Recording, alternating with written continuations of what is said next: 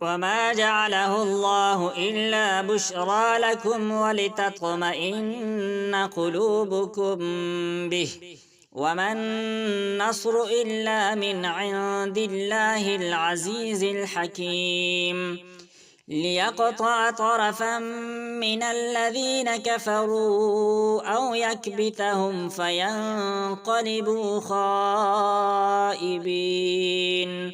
ليس لك من الأمر شيء أو يتوب عليهم أو يعذبهم فإنهم ظالمون.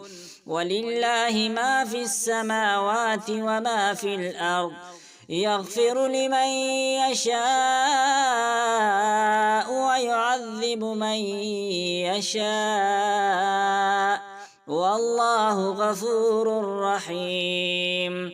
يا أيها الذين آمنوا لا تأكلوا الربا أضعافا مضاعفة، واتقوا الله لعلكم تفلحون. واتقوا النار التي أعدت للكافرين، وأطيعوا الله والرسول لعلكم ترحمون.